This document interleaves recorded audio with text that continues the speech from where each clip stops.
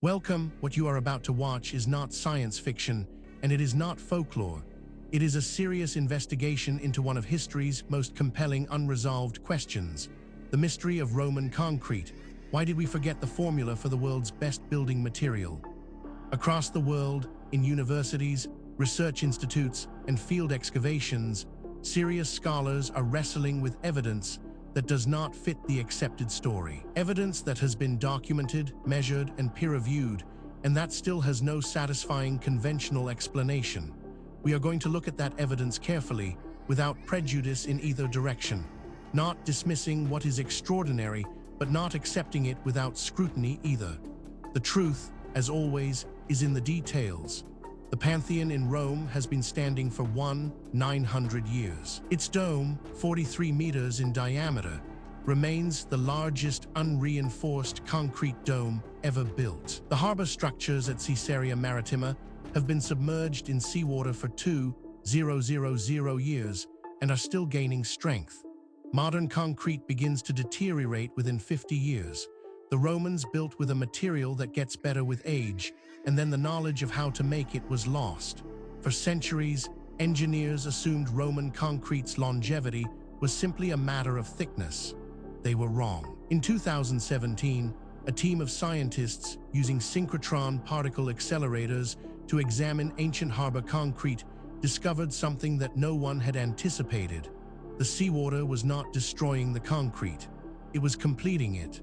A chemical reaction was still actively occurring inside structures built 2 millennia ago, and the concrete was growing stronger as a result. How did Roman engineers discover something that modern materials science only identified in the 21st century? This is where our investigation begins. Stay with us, because the further we go into the evidence, the more extraordinary it becomes. The story you think you know is only the surface.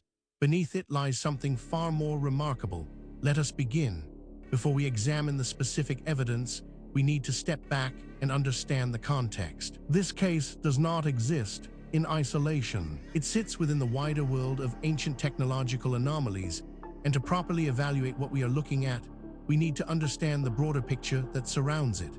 Out-of-place artifacts, objects found in geological or archaeological contexts that predate their supposed invention, represent one of the most contentious categories in all of science.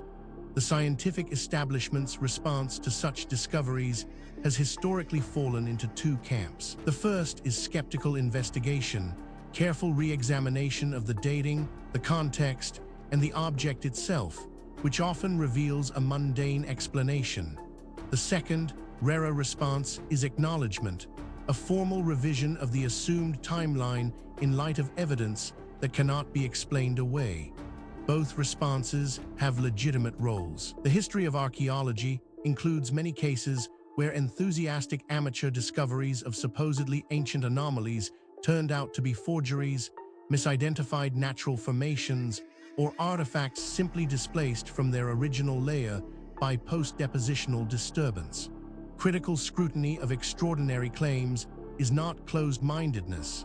It is scientific responsibility, but it must be applied consistently. The same rigorous scrutiny applied to anomalous claims must also be applied to the mainstream assumptions those claims challenge. And sometimes, when the evidence is examined honestly, the mainstream assumption is the one that breaks. The significance of genuine out-of-place artifacts goes beyond the objects themselves. Each one represents a data point in a larger argument about ancient human capability, about what our ancestors understood, what they could engineer, and how much of that knowledge has been lost. The ancient world was not populated by primitive minds in primitive bodies. The brains that looked up at the night sky 40,000 years ago were neurologically identical to ours. Given sufficient time and motivation, they could have discovered and lost almost anything we know today. This context matters because it tells us something important. What we are about to investigate is not an isolated curiosity. It is part of a pattern that researchers in multiple fields have been independently documenting for decades, and patterns in science demand explanation. With that foundation in place, let us now turn to the specific case at hand. Now we reach the heart of the matter, The core evidence surrounding Roman concrete, why did we forget the formula for the world's best building material, is more extensive, more verified, and more troubling for conventional explanations than most people realize. Let us walk through it systematically, fact by fact, and allow the evidence to speak for itself. We are not going to speculate here. Every point that follows is documented in peer-reviewed publications, official archaeological records, or government archives that are publicly accessible. The question is not whether these facts are real. The question is what they mean. Consider this first extraordinary detail. Roman concrete, known as opus caementicium, was used in large-scale construction from approximately 300 BC onward. The Romans mixed volcanic ash, primarily from the region of Puteoli on the Bay of Naples, known as pozzolana, with seawater, lime, and aggregate to create a material with properties fundamentally different from modern Portland cement concrete, which was patented by Joseph Aspdin in 1824. This single data point, if taken in isolation, might be set aside. Anomalies happen, instruments malfunction, researchers make mistakes. But as we continue, you will see that this is not an isolated anomaly. It is part of a consistent and documented pattern. But that is only the beginning. Researchers also discovered the Pantheon's unreinforced concrete dome, completed around 128 AD under Emperor Hadrian, spans 43 meters and has never been surpassed in diameter by any subsequent unreinforced concrete structure. It remains in continuous use as a church and stands without the steel reinforcement that modern structural concrete requires to achieve comparable spans. Now, a skeptic might propose an alternative explanation for this, and that is entirely reasonable. We should always test alternative explanations before accepting extraordinary ones. The problem is that the alternative explanations, when examined carefully, create more problems than they solve. The mystery deepens when we examine Roman harbour concrete was specifically formulated for marine environments, intentionally using seawater in the mixing process, a practice that would destroy modern Portland cement concrete through sulfate attack. The harbour of Caesarea Maritima, built under Herod the Great around 20 BC, included massive concrete blocks poured underwater that are structurally sound and chemically active more than 2,000 years later. This is where the conventional account begins to strain. Each individual fact might be dismissed or minimized in isolation. But the cumulative weight of the evidence is another matter entirely. Perhaps most remarkable of all, the formula for Roman concrete was not entirely lost. The architect Vitruvius described the ingredients in his 1st century BC treatise De Architectura, and Pliny the Elder also recorded details. However, the precise mechanism by which the material achieved its exceptional durability was not understood until modern analytical chemistry provided the tools to examine it at the molecular level. Researchers who have examined this evidence have described it as genuinely difficult to explain within the accepted framework. These are not fringe commentators. They are credentialed academics publishing in mainstream journals, raising questions that the field has not yet satisfactorily answered. Then there is the matter of Marie Jackson of the University of California. Berkeley led a research program from around 2013 onward examining Roman marine concrete using synchrotron X-ray microdiffraction at Lawrence Berkeley National Laboratory. Her team analyzed samples from ancient harbor structures including Caesarea, Portus Julius, and Baiae, looking for the chemical processes occurring within the material. What makes this particularly significant is its independence from the previous points. This is not a case of one theory requiring another. These are separate lines of evidence converging on the same uncomfortable conclusion. Adding to the enigma is this finding. After the collapse of the Western Roman Empire in 476 AD, the sophisticated trade networks that supplied pozzolana volcanic ash from the Bay of Naples region were disrupted. Medieval builders substituted burned lime and local materials, producing concrete that did not replicate Roman performance. The specific geological origin of the pozzolana, its chemistry determined by the local volcanic geology, was not recognized as essential until modern analysis. Taken together, these facts form a pattern that cannot be explained by coincidence, misidentification, or methodological error. Each piece of evidence has been examined by skeptics. Each has been subjected to alternative explanations. And in each case, the alternative explanation falls short of accounting for everything that has been documented. We are left with a body of evidence that demands explanation and an accepted narrative that does not provide one. This is where serious inquiry begins. Now that we have established the evidence, we need to examine the theories that researchers have proposed to explain Roman concrete. Why did we forget the formula for the world's best building material? This is where the debate becomes most intense, because the theories reflect not just different interpretations of the same evidence, but fundamentally different assumptions about what is possible and what the past looked like. Understanding these theories is not just an academic exercise.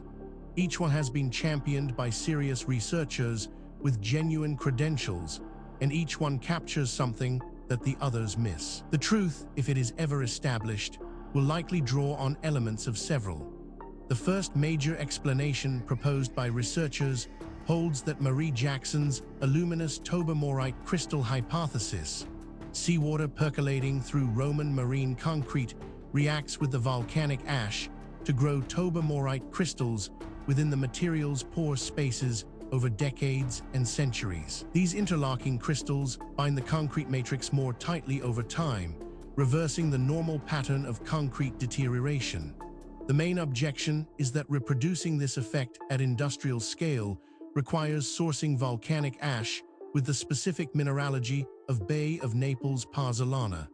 This interpretation has significant academic support and is backed by substantial evidence, but it is not without problems. Critics point out that it requires assumptions that go beyond what the evidence strictly supports, and that key predictions of this theory have not been confirmed by subsequent research.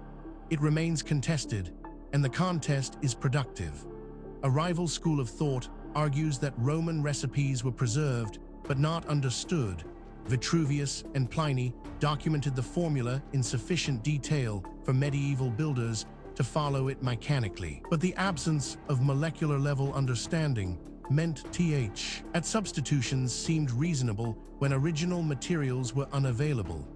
This explanation attributes the loss not to suppression or forgetting, but to a gap between empirical knowledge and mechanistic understanding. This theory is controversial, and deliberately so. Its proponents argue that the evidence demands an explanation outside the conventional framework. Critics counter that extraordinary claims require extraordinary evidence, and that the evidence presented, while suggestive, does not yet meet that standard. The debate continues in peer-reviewed literature. Perhaps the most unconventional theory suggests that intentional trade secret maintained by Roman state infrastructure. Some historians have proposed that the pozzolana supply from Puteoli was tightly controlled as a strategic resource, and that its processing into effective concrete required guild knowledge not recorded in publicly available texts.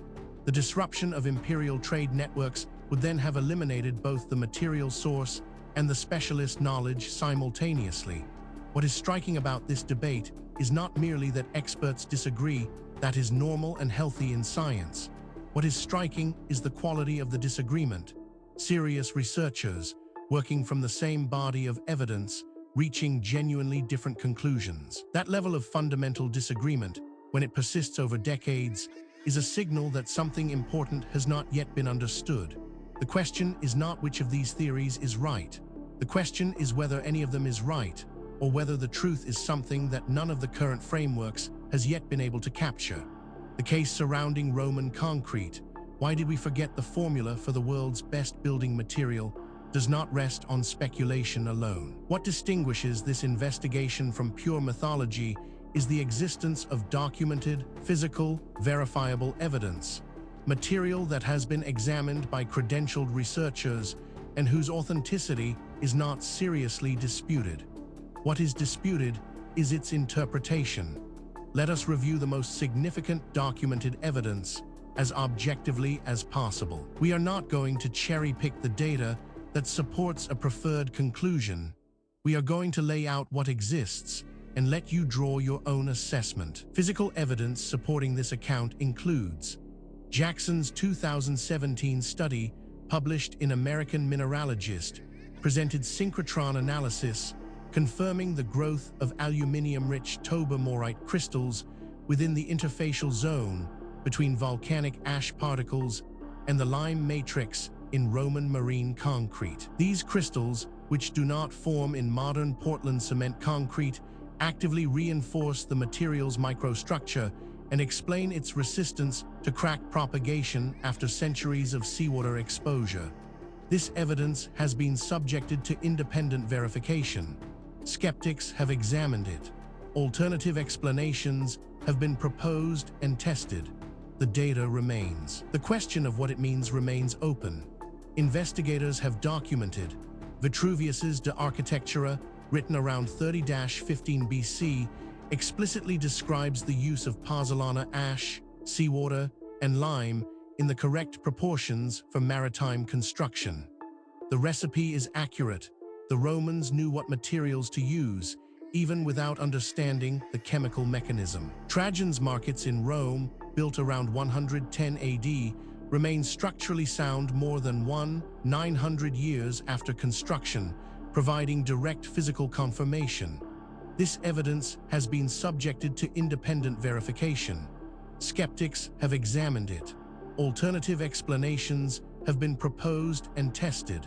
The data remains. The question of what it means remains open. On-site analysis revealed Jackson's 2023 follow-up study examined Roman concrete from the harbour at Caesarea and confirmed that tobermorite crystal growth is ongoing.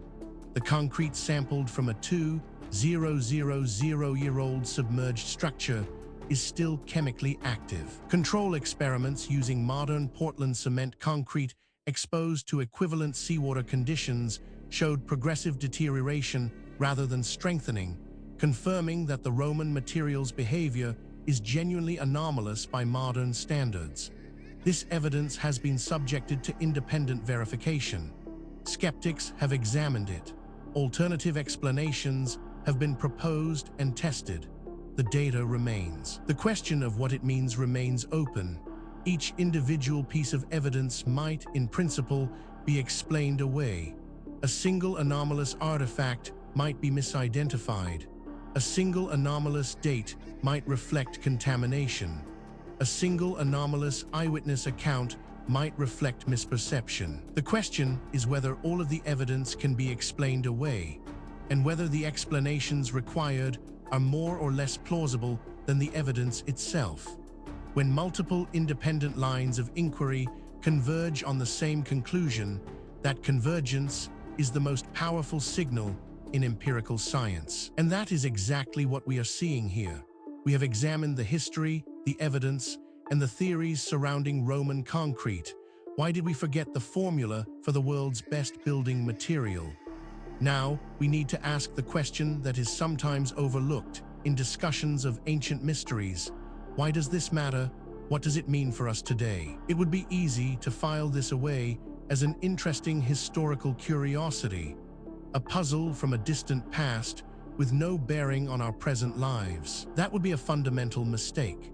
The questions raised by this case touch on issues that are directly relevant to who we are, where we came from, and what the human story actually looks like before the period covered by conventional history. Jackson's 2017 and 2023 research has been widely recognized as resolving the core mystery of Roman concrete's durability. The tobermorite crystal's self-healing mechanism is now understood in sufficient detail to inform new materials design. Roman seawater concrete formulations are being trialed for modern marine construction applications, where the longevity advantage over Portland cement could dramatically reduce the maintenance cost of harbor infrastructure. The formula is known. The challenge is industrial-scale sourcing of volcanic ash with equivalent mineralogy to Bay of Naples pozzolana and adapting a 2 millennia-old construction method to contemporary engineering standards. Furthermore, the tools available to investigate these questions are advancing rapidly. Satellite imaging, ground-penetrating radar, ancient DNA analysis, isotopic tracing, and deep-sea sonar are all providing capabilities that previous generations of researchers could only dream of. Cases that were genuinely unresolvable 10 years ago are now open to new analysis, and the findings, consistently, are expanding rather than contracting the mystery. The investigation continues. New discoveries are being made. New analyses are being published. New voices are entering the conversation from disciplines that were not previously part of the discussion. The answers, when they come, and they will come, will not merely solve a historical puzzle. They will force a fundamental revision of assumptions that underpin our entire understanding of human history and human potential. We have now walked through the complete case of Roman concrete. Why did we forget the formula for the world's best building material? From the historical record, through the physical evidence, across the competing theories, and into the modern significance of what remains unresolved. What the story of Roman concrete ultimately reveals is not just a historical puzzle, it is a mirror. It reflects our assumptions back at us, our assumptions about what ancient people were capable of, about how knowledge is gained and lost across the centuries, and about the relationship between what we know and what we merely think we know. The evidence presented in this documentary is real. The questions it raises are genuine. The debate among researchers is ongoing, and that is healthy. Science is not a set of conclusions. It is a process. And the process requires that we remain open to evidence that challenges what we thought we knew, however uncomfortable that challenge might be. If you came to this documentary as a skeptic, we hope the evidence gave you something to think about. If you came as a true believer, we hope the critical examination gave you a more nuanced picture. The truth, as always, lies in the evidence, not in what we want to be true. Thank you for watching. If this investigation sparked your curiosity, please subscribe to the channel. We publish new documentaries every week, covering the full range of historical mysteries that the mainstream has not yet adequately explained.